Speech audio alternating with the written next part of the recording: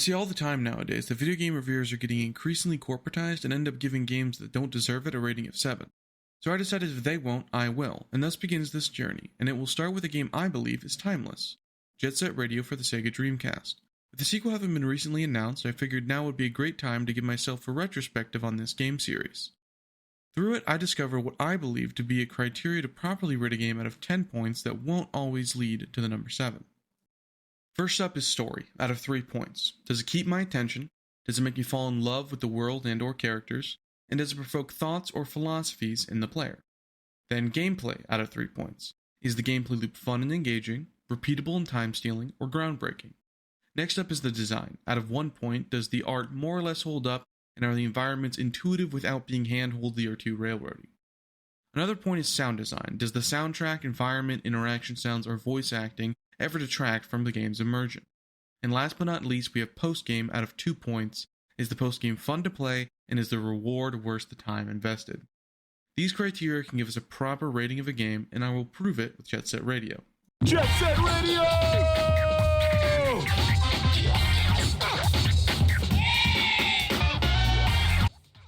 Jet Set Radio was a game released by Sega for the Dreamcast on June 29, 2000 to much success. And I believe it remains one of gaming's timeless old-school gems that show what it takes to have a great game for years to come. Now with the background out of the way, let's get into it.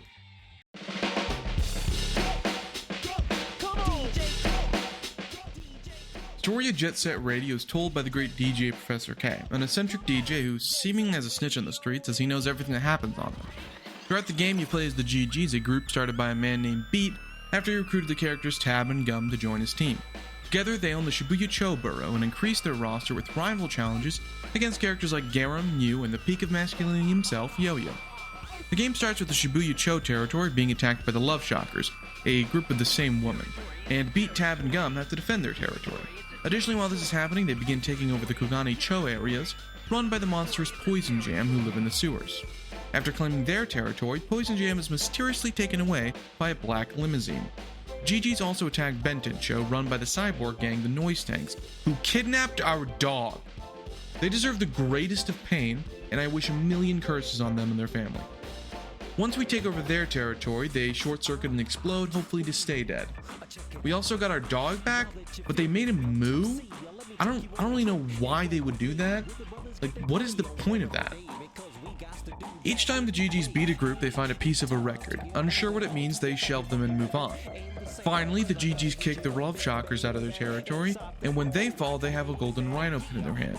DJ Professor K tells us that Goji Rokaku and his Rokaku group have bought out the police and their captain, Captain Onigashima, who has been hunting down the GGs the whole game. And Goji has a personal army called the Golden Rhinos, who are integral to his plan to have the entire city bought out and increase productivity by removing individuality and creative expression, starting with the GG's graffiti. The next chapter introduces 2 newcomers who roll up to the garage, Combo and Q, who come from far across the ocean in a place called Grind City.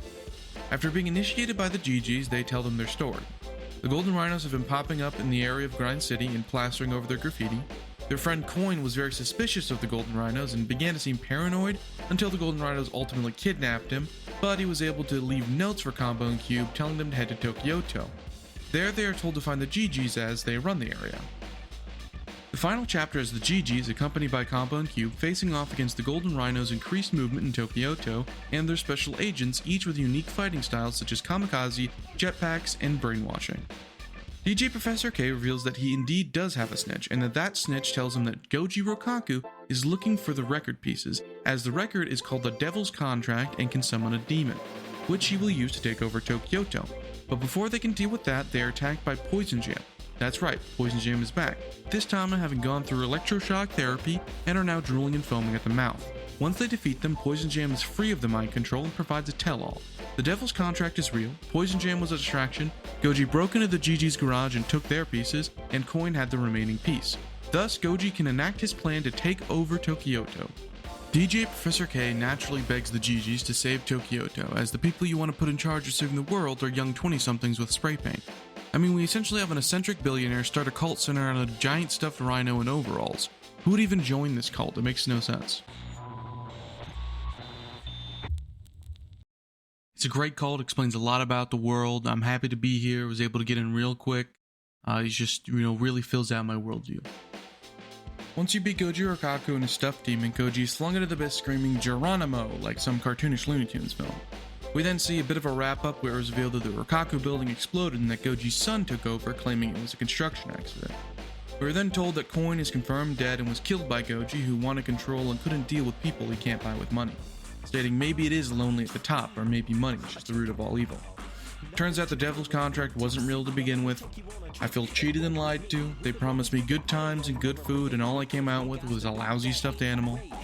The game ends by telling us the status of all the rival gangs and how they plan to make a comeback. Jet Set Radio is a fun and engaging story that delves a little bit at the very end into the corruption of money and anti-establishment ideals. Overall, the story gets 1 point, as it does provide some thoughts on anti-establishment and freedom of expression, but isn't going for provoking any thoughts in the player. It does keep them engaged, and the story is greatly enhanced by how fun and silly it is in comparison to many other games. But due to the game mainly being narrated by DJ Professor K, we really don't have any time to truly connect with the cast.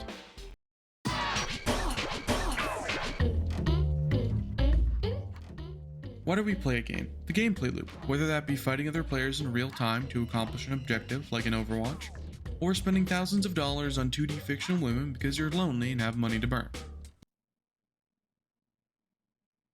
Hey. Or, in the case of Jet Set Radio, roller skating around the city of Tokyoto while running from the police as you spray graffiti on the walls of the city to claim it as your gang's territory. You accomplish this task throughout 3 chapters, 16 levels, and a few minigames. The missions have you go through the 3 boroughs of Tokyoto, spraying graffiti on the walls to either defend your territory or claim another gang's territory, until the cops show up and try to kill you. I don't know what these cops are on, probably cocaine, judging by how Captain Onigashima is willing to murder a child for spraying graffiti. Either he has the good stuff or there is something in the graffiti we don't know about.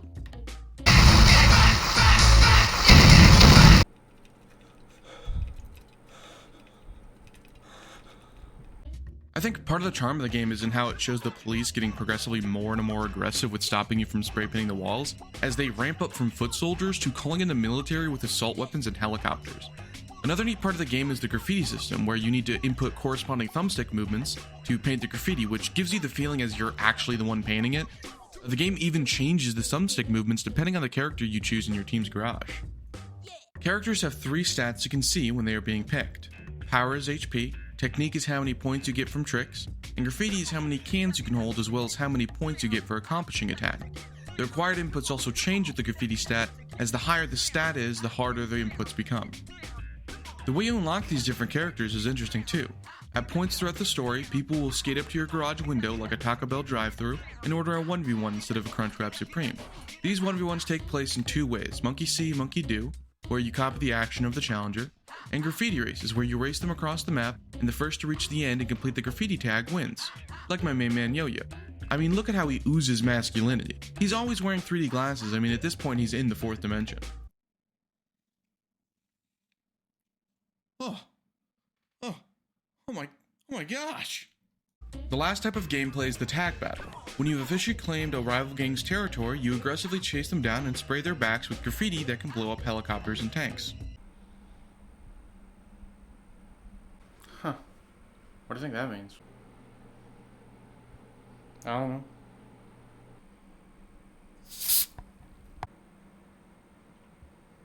know.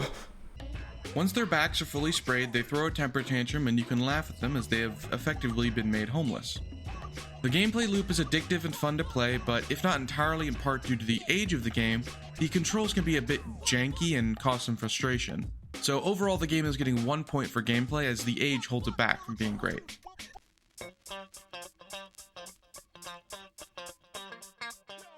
The cel-shaded graphics of the game have made it memorable and timeless. As you skate around the city of Tokyoto, you can't help but admire how the game, despite being over 2 decades old, still looks pretty good. Then you get to the theme of each borough, with Shibuya-cho being a city of daylight. You see people walking around, really showing the sense of a bustling city, making it easy to immerse yourself in the feeling of being an unemployed 20-something with nothing better to do than to annoy people.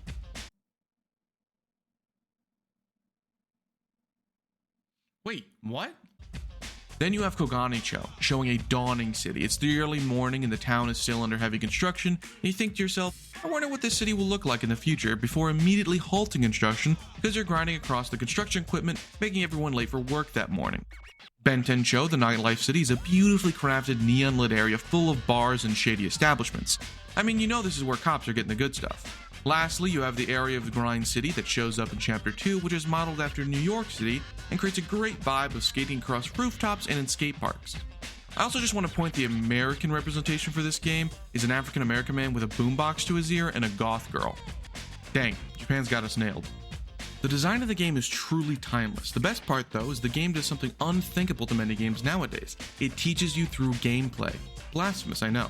The first few levels of this game are localized areas in each borough, but by the final chapter of the game you have to go one last time to each borough, this time having to go through all the different levels as one level.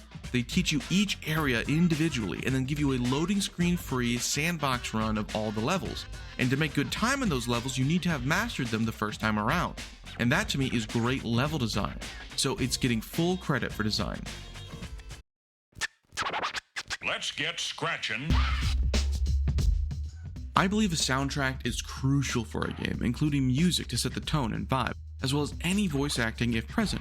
Jet Set Radio's soundtrack is critically acclaimed, as it is perfectly put together to give the vibes of punk rock, anti-establishment, techno, and the kind of person who says $20 is $20 before jumping down the Grand Canyon with only a cheap bungee cord. Some of you who have played the game might have noticed I've been using the songs from the game in between transitions. Well, this is only but a taste, as I firmly believe this soundtrack doesn't miss. I unironically listen to the soundtrack in my free time. The only song I don't listen to is the final boss theme, as although it isn't great to listen to, but it does set the tone and vibe for the final boss. Music in games is a very important facet. If you choose the wrong music for a game, it would genuinely hinder the experience. Imagine Diablo games with Tony Hawk Pro Skater soundtrack, or vice versa. It just wouldn't feel right, and that is what Jet Set Radio nails so well. The music makes sense with the setting and the visuals they were going for, and that makes the whole game feel good. Music is an emotional medium, and video games can show that it changes how a person perceives something. If you couldn't tell, the game is getting full points for this section.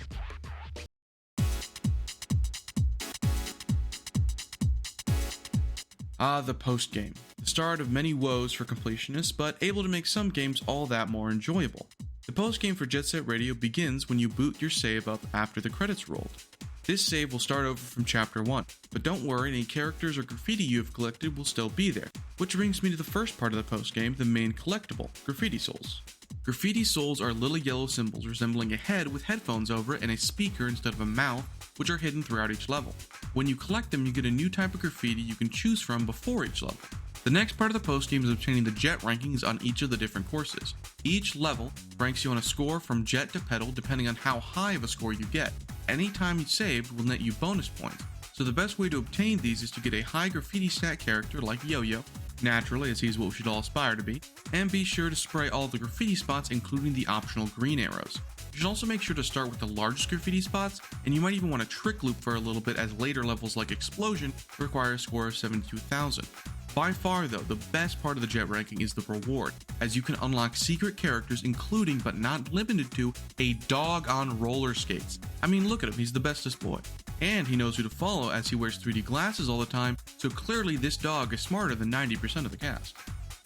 The next two sections are mostly relegated to the Steam port of the game, as they don't give you much in the original but do have a bonus in the Steam version. The first is the challenge modes of Jet Crush, Jet Technique, and Jet Graffiti. Jet Crush is a graffiti race against the rival gang of the territory, like the rival challenges but harder. Jet Technique is a challenge to get as many points as possible within the time limit over the entire borough, and Jet Graffiti is to spray all the graffiti spots across a borough, including the green arrows, as fast as you can. These are not required for character unlocks, but on the Steam version there is public leaderboards listing the fastest time and the highest scores. Lastly, there are achievements you can obtain, most of which you will likely get done by just beating the game. They net you songs from the sequel game Jet Set Radio Future that you can listen to from the menus.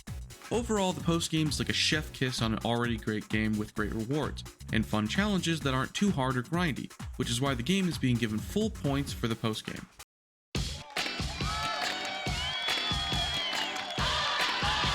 Jet Set Radio is a wonderfully timeless game that keeps people engaged with great design and soundtrack, good albeit a little clunky due to age gameplay, and a fun and engaging story. Jet Set Radio is a classic Dreamcast game that no matter who you are, you will enjoy your experience playing the game. I highly recommend playing the post-game and experiencing all the characters and jet ranking of the levels, as it's so much fun to simply just play through.